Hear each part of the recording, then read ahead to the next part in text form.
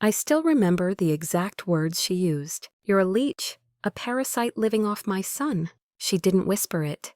She didn't pull me aside. She said it loud and clear right there in the living room, in front of Max, his cousins, and her bridge club friends, who just happened to be over that evening. And Max, he just stood there, silent, staring at his shoes like a scolded child. We had been married for barely 8 months. At the time, I was working full-time as a preschool teacher. My days were filled with messy finger paintings, sticky hugs, and wrangling toddlers during nap time. It wasn't glamorous, and the paycheck certainly wasn't impressive. But I loved what I did. I believed in it. Max worked as an accountant, not at a big firm, but enough to get by. We were saving up for a place of our own, but until then, we lived in the house he grew up in.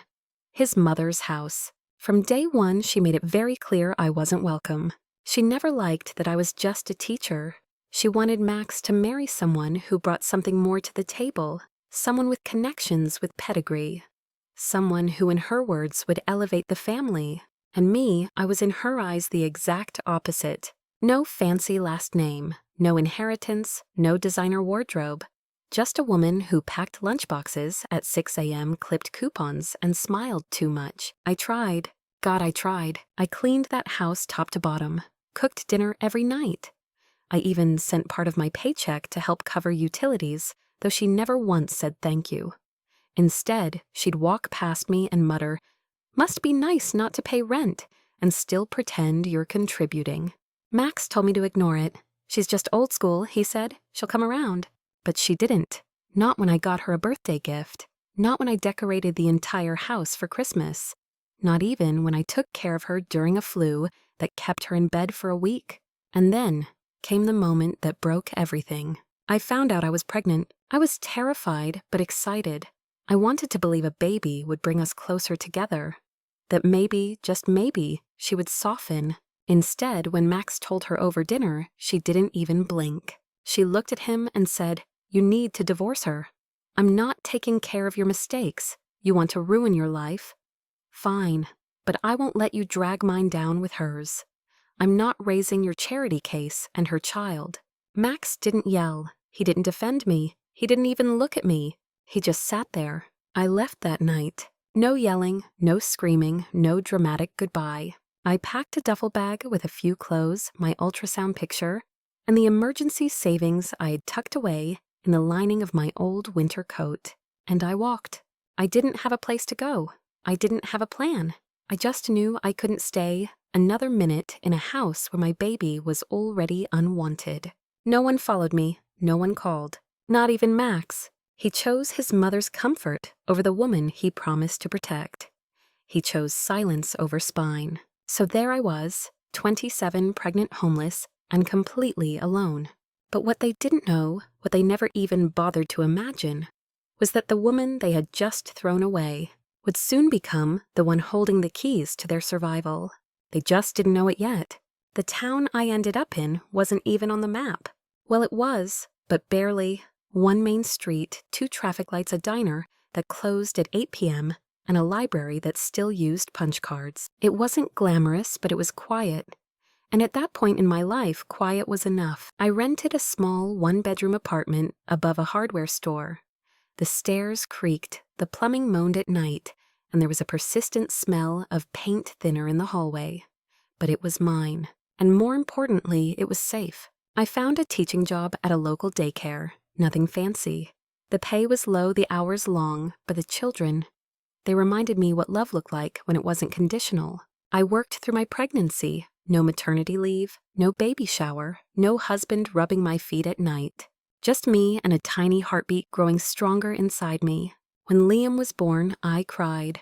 Not because I was scared, but because for the first time in months, I felt like I had something, someone, a reason to keep going.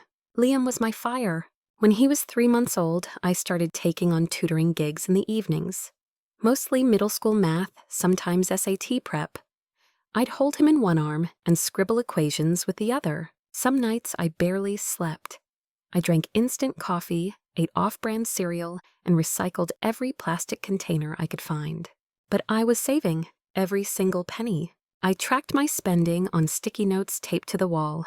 I knew exactly how much I had to earn each week to cover rent, diapers, formula, utilities, and still put $30 into a growing envelope labeled someday. And then I met Mrs. Carter. She was in her late 60s, owned a few rundown rental units around town, and had a reputation for being blunt but fair. She came into the daycare one day to pick up her niece's twins. She saw me juggling story time and a crying baby and said, "You've got the patience of a saint," or the stress tolerance of a Navy SEAL. We ended up talking. I don't know why she took to me, but she did. When I told her I was looking for a new place somewhere, a little safer for Liam, she offered me a ground floor unit she had just finished fixing up. No deposit, first month free, just pay what I could. It was the first time in a long time someone offered me kindness without expecting anything in return. A few months later, she invited me over for tea and casually mentioned she was looking to sell one of her older properties. Nothing fancy, just a 2-bedroom house on a corner lot with peeling paint and creaky floorboards. I laughed. I can't even afford a new toaster. What am I going to do with a house? She leaned forward, eyes sharp. You'll live in it, fix it up, rent it out, and then buy the next one. That's how it starts. She became my unofficial mentor. She taught me how to look at buildings, not as liabilities, but as opportunities. How to spot good bones beneath ugly wallpaper. How to negotiate with contractors, deal with permits, and file LLC paperwork without getting scammed. It took 3 years. 3 years of hustling, grinding, fixing. Leaking pipes while Liam slept in a playpen beside me. 3 years of couponing, meal prepping, and saying no to every unnecessary expense. But eventually, I bought that house. My name was on the deed, and with Mrs. Carter's help, I rented it out and used the income to buy another, then another, quietly, carefully, strategically. No flashy social media posts, no girl boss quotes, just silent progress brick by brick, month by month. By the time Liam started kindergarten, I owned 4 properties under a small LLC I'd created. All modest, all local, all paid for through grit, sweat, and nights spent teaching fractions over Zoom. I didn't tell anyone, not my old friends, not Max, definitely not his mother, because this wasn't about revenge, not yet. It was about survival, stability, and dignity, and a promise I made to myself the night I walked out of that house. No one would ever call me a leech again. 7 years. That's how long it had been since I walked out of that house with nothing but a duffel bag and an ultrasound photo. 7 years of building, learning, grinding, and now I had 6 properties under my name, a growing wait list of tenants, and a son who made me breakfast every Mother's Day with a sticky smile and burnt toast. I wasn't rich, not by Instagram standards, but I had stability, freedom, peace. And then one Thursday afternoon, my phone rang. It was Thomas, my property manager. He handled most of the day-to-day now. Tenant applications, maintenance, rent collection. He sounded hesitant. "There's an older woman standing outside the Willow Street property," he said.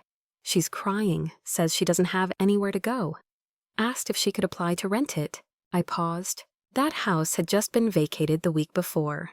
A perfect 2-bedroom with new plumbing, a freshly painted porch, and a small garden out back. I had planned to raise the rent slightly, for the next tenant market rates had gone up. Thomas continued, "She doesn't have a full deposit, but she's offering 3 months rent up front if we waive the security. Says she's desperate." Something in his voice made me ask, did she give a name? There was a pause. Then he read it out, Margaret Whitmore. My heart stopped. It wasn't a common name, and when he gave me the birth date, it confirmed it. It was her, my former mother-in-law, the woman who once called me a burden, who demanded I be erased from her son's life, like an error on a tax form, was now standing outside a property I owned, crying, asking for shelter. It would have been poetic if it hadn't felt so strange. I didn't tell Thomas anything, just said, "Let her apply. Go through the company, no discounts, market rent only." He agreed, and the process moved quickly. She filled out the forms. We ran a basic background check. Divorced, no employment listed, no references. Just a note in shaky handwriting, "I'm trying to start over." I never said a word. Everything went through the LLC I'd created years ago, Bright Horizon Properties. My name never appeared on a single document. She moved in 2 weeks later. I didn't visit, didn't inspect. But I watched the security footage when Thomas uploaded it to our portal. There she was, dragging 2 battered suitcases up the walkway. No car, no family in sight. Her once perfectly coiffed silver hair now pulled back in a loose bun. She looked smaller than I remembered, thinner, a little slower. She stood on the porch for a long time, just staring at the front door, like she couldn't quite believe it was real. And then she cried. Not loudly, not dramatically, just quietly, like someone finally letting go of a weight they'd carried far too long. I felt something twist in my chest. Not satisfaction, not anger, not even revenge. Just full circle clarity. She didn't know whose name was on the deed. She didn't know that every rent check she mailed went to a woman she once threw away like trash. And I didn't need her to know, because this wasn't about making her beg. It wasn't about rubbing anything in. It was about this: every single dollar she paid was paid to the woman she called a leech, and I never had to say a word. I never visited the property in person. There was no need. The management company handled everything, and I had discreet access to the security feed. A few small cameras covered the entryways and shared courtyard. Nothing invasive, just enough to keep tabs. She moved like she always had, brisk, purposeful, a little too fast for her own good. She still wore her signature pearls, still kept her sweaters perfectly folded on laundry day, still glanced at other people's windows like they owed her an explanation. She hadn't changed much, at least not on the outside. But inside, she was smaller. She snapped at the neighbors' kids for leaving bikes near the path, complained about the hedges, sent long emails to Thomas about trash pickup schedules and noise levels, still trying to control everything around her, except now she couldn't even control the roof over her own head, because the roof that belonged to me. One afternoon, I watched a clip on the camera, nothing special, just her chatting with one of the neighbors. A young mom, maybe, in her early 30s, holding a toddler on her hip. They were talking by the mailbox. I turned up the volume. My son used to be married, she said, brushing imaginary lint from her blouse, to a girl who thought she could coast through life. She was lazy, didn't want to work, just wanted a man to carry her. The neighbor didn't say much, just nodded politely. Margaret chuckled bitterly. I had to push my son to leave her. It was the right thing. I had to protect him. I've always had standards. Then the neighbor asked something simple. So, where's your son now? There was a long pause. Margaret looked down. She was holding something in an envelope. The rent invoice for that month. Her fingers curled around it. She didn't answer, just muttered, "He's not around anymore." And that was it. No comeback, no bragging, no name-dropping. Just a woman standing under a gray sky, gripping a bill she didn't want to pay, talking about a life that had quietly slipped through her fingers. I sat there watching the screen arms folded, heart still. I didn't feel joy. Not the kind you shout about anyway. Not some Hollywood jumping on the bed revenge fantasy high. Just peace. A quiet kind of justice. The kind where the person who once held power over you now has to live inside your silence. She didn't know I was the owner. She didn't know the rent checks she grumbled about. Every month helped pay for my son's school, our vacations, the life I built from the rubble she left behind. And I didn't need her to. That was the beauty of it. I didn't need an apology. I didn't need revenge, because I had something better.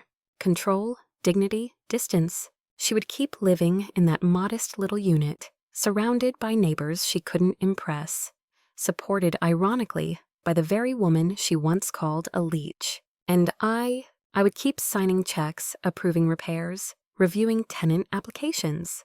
Calm, unbothered, because I didn't just move on. I moved up. I never told her. Not once. Not when she signed the lease. Not when she mailed in that first check. Not even after a full year of her living in a property I owned. She didn't know. And the truth is, I didn't need her to. I still keep a copy of her lease, the original one. Her shaky signature, right there at the bottom, agreeing to the terms laid out by my company. The rent, the clauses, the rules. I look at it sometimes, not out of spite, but as a reminder that I didn't just survive her. I didn't just make it out. I built something, I won, and I did it without shouting, without revenge speeches, without begging anyone to see my worth, because I learned something powerful along the way. You don't have to prove yourself to people who are committed to misunderstanding you. You just have to keep going. I tell this story not to gloat, not to boast, but for the woman who might be sitting in a too small apartment right now, wondering how she'll pay next month's rent. For the girl who's been called names by her in-laws, belittled for dreaming too small or too big. For the single mom trying to rebuild her life from ashes that weren't even her fault. You don't have to clap back. You don't need to scream. You just need to work, quietly, relentlessly, intelligently, because one day the same people who once called you a leech will walk into your life again, unknowingly needing something only you can give, and they'll never realize that the woman they dismissed is now the one holding the keys, not just to a building, but to their stability, to their peace, to their pride.